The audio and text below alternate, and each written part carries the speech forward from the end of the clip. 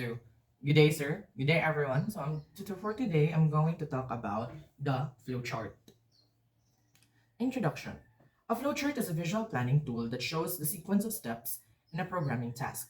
It offers a clear graphical way to represent an algorithm, making it easier to understand than long written explanations. While algorithms list the steps to solve a problem, reading them in plain text can take time and slow comprehension. Flowcharts solve this by using standardized symbols to visually display the process, helping users quickly grasp the logic and structures of a program. Because of their clarity and efficiency, flowcharts are widely used in a problem solving, program design, and system development, making them one of the most important tools in computer science. So, as you can see, no, flowchart is a drawing, no? Drawing na siya. Graphic, no? Drawing that shows the steps to complete the task, no? Especially in programming, it helps explain how things work using symbols, no? Naano siya shapes, na siya arrows, naano siya naano siya mga shapes like symbols, mo ni siya. Instead of kanang mga long paragraphs or long sentences,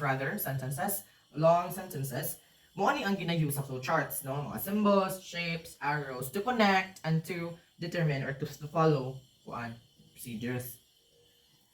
So benefits of using flowchart, no? The clear visualization. Flowcharts provide a visual representation of logic, making it easier to explain processes without long descriptions. So, kanino daw siya, sayon siya i-explain, no? Ang imong idea, kay kung ano man, mag-use naman ka o ka ng mga pictures, oo, then, pictures naman imong gamiton instead of ka ng mga long sentences, long paragraphs, no? Like, nag-visual lang yun ka sa kaning flowchart. Then, it helps problem solving. They simplify complex problems by breaking them into smaller, more manageable steps. Ang imong dagko ng mga problema, musayon na lang gid siya. Kay imo broke man ta siya into mga gagmay bitaw nga mga pieces. Oo.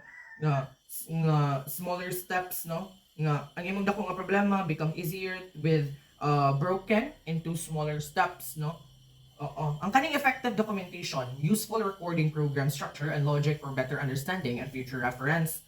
Kani siya, nag-act siya, o mura siya og kanang guidebook, no? Nag-guide siya og mura siya guidebook para musunod sa imong gusto nga program, no? Helpful for future reference, no?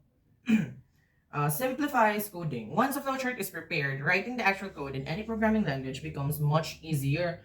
Kani siya, once the flowchart is ready, no? Writing the actual code is simpler, no? Kay mo base naman ka sa flowchart, once makita nimo ang flowchart, makita na dayon himo unsaon nimo pag-code. So much sayon siya, di ba? So kaning easier error detection. Mistakes in logic are easier to identify in a flowchart compared to lengthy text explanations, no? Ang kanina siya, ang mga mali sa imong process are dili ra gyud kaya nimo makit-an sa flowchart. Kaya you have to analyze the flowchart B asa may mali ani. So makita ra gyud nimo asa ang mali sa flowchart or sa imong program pag naay flowchart. So kaning limitations of using flowcharts, no? Naa siya limitations. Ang kaning complexity in large systems. As processes become more detailed, flowcharts can get too large and difficult to follow.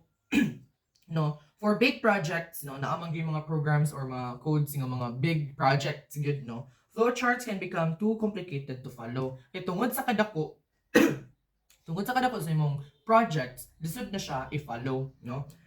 It's also hard to modify. Major changes may require redrawing or significant revisions to the entire flowchart.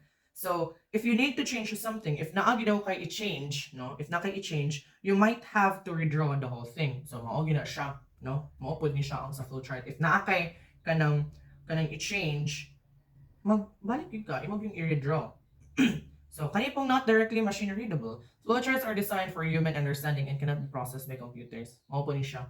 Ang human lang yun, kita lang yun ang mo-analyze sa kani siya. Kaya dili siya masabtan sa computers. No, computers can understand flowcharts. Or they're just for people to read. So, kita gyud mo ani analyze ani. So, limited programming representation. They show logic flow but do not directly convert into specific programming language code. No, flowcharts don't replace coding, they just show the process. So, types of flowchart. Flowcharts are divided into two main types: system flowcharts, and program flowcharts. So, ang system flowcharts yun, nag-show siya kung saan ang imong system mugana, no? Kung saan ang imong system mugana. Nag-apil na dihaon ang imong data, imong people, imong software, o imong devices. Sorry. Ang kanipong imong so, system flowchart is a system flowchart visually illustrates on how entire system process data. It provides structured view of how inputs are gathered, processed, and converted into outputs. This type of flowchart is particularly useful for system analysts who need to understand the interaction between software, hardware, and users. It helps in designing efficient system workflows and improves clarity in understanding system operations. As I've said earlier, siya. System flowchart, no? Naapon ni siya kuan ang system flowchart. The standard symbols. Flowchart symbols follow standard sets by ISO, International Standard Organization, and ANSI, American National Standards Institute, for both system and program flowcharts. However, many organizations and individuals create their own variations, sometimes deviating from these standards. In most cases, they design customized symbols to fit their needs, often prioritizing convenience over strict adherence to ISO and ANSI guidelines. No? Program flowchart. Program flowchart. A program flowchart represents the logical flow of a program, detailing each step is a structured and visual format. It illustrates how data moves through the program, including decision points, input or output operations, and processing tasks. This type of flowchart is especially useful for programmers as it helps in planning, debugging, and understand the logic before writing the actual code. By breaking down complex processes into simple steps, program flowcharts and improve efficiency and minimize errors in software development. Ang kanyang program flowchart, nag-focus siya sa detailed nga steps in a program like decisions and calculations, no? Makatabang gid pud siya sa mga programmers, okay, to plan their code and find errors before they start writing it, no? So, flowchart templates is that programmers often use flowchart templates, specialized tools made of plastic or metal with predefined shapes to create flowcharts more accurately and consistently. These templates help maintain uniformity in design and improve clarity. Flowcharts enable both system analysts and programmers to efficiently design, analyze, and communicate processes, making problem solving more organized and systematic.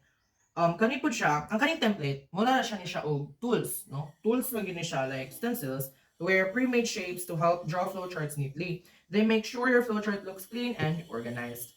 So, na siya template para ang imo daw flowchart hinlo og organized.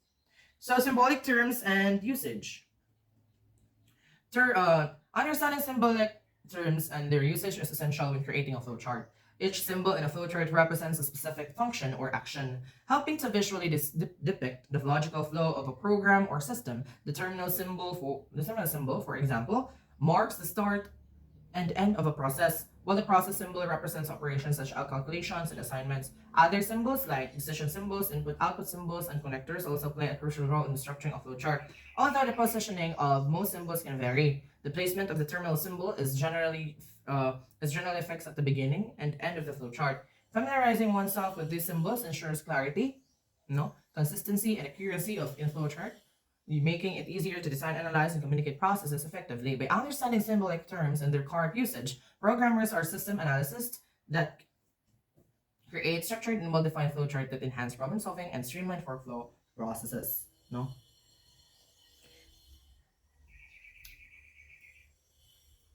So, terminal or oval. This terminal symbol is used to indicate the starting as well as ending point of a flowchart. No? In plain language, all programming flowcharts should start and end with a terminal symbol. For purposes of our discussion, we shall adopt the following. No? So, mo ni siya ang kaning example na siya start, mo ni siya ang terminal, no? Statement 1 and then your statement 2 and then end, no? Nag-start o nag-end po siya og terminal or oval, di ba? So, some authority, however, uses statements such as begin, no? Pwede po siya begin, no? And exit. But there is nothing to worry about them. There are words of the same flowcharting meaning after all, no? Process, the rectangular. No? A process symbol is used to represent an arithmetic operation or when casing individual variable assignments.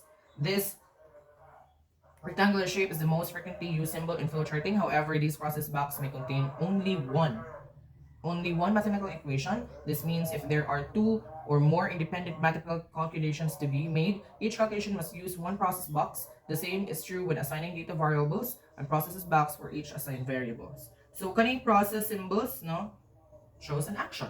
Action ni siya, ang kaning process. Action din siya. Input and output. The shape indicates input and output operations and also specifies the link between the input and output devices, and where the input and output symbol shows the flow of data and the device where such data is passing through during the processing, no? Shows where data comes in, input, no? Mo sulod ang data, mo gawas ang data, output, no? So ang iyang iyang shape is parallelogram ang sa input and output. An example ani is when you're typing on a keyboard, input, or seeing results on a screen, output. So ang input, nag-type ka, and then ang output, nakita sa screen. Decision, diamond. No? The decision symbol is used to evaluate the condition and direct the process to the appropriate path based on the result, which can either be true or false. No? So, ang kaning decision, diamond ni siya. Diamond ang shape ani.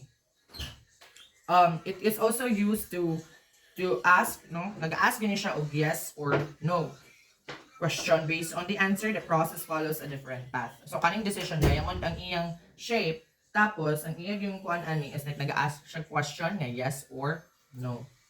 Predefined process. Predefined process symbol indicates other block or code containing process steps which are declared but properly separated from the main line of instructions.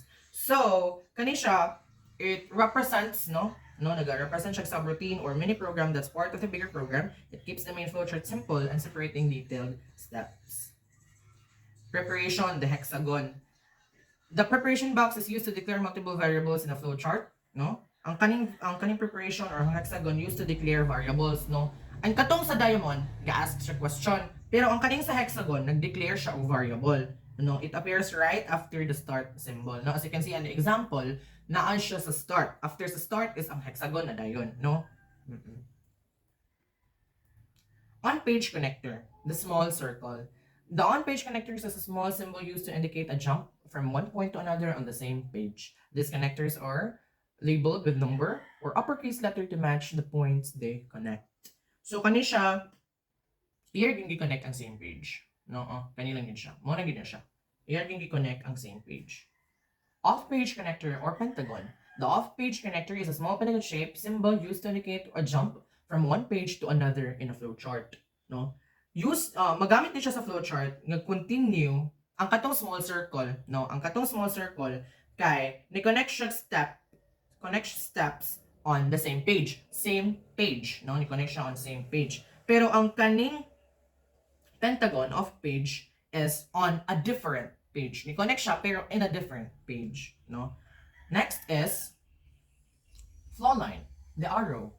A flow line is used to show directional flow of the process in the flowchart. It helps the reader to follow the procedural sequence in the flowchart by simply looking at where direction of the flow line is heading.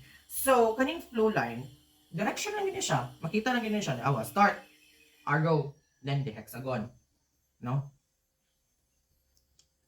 Annotation. Annotation symbol used to dictate procedural name or remark in order to highlight or give emphasis to the part of the flowchart that requires attention, no?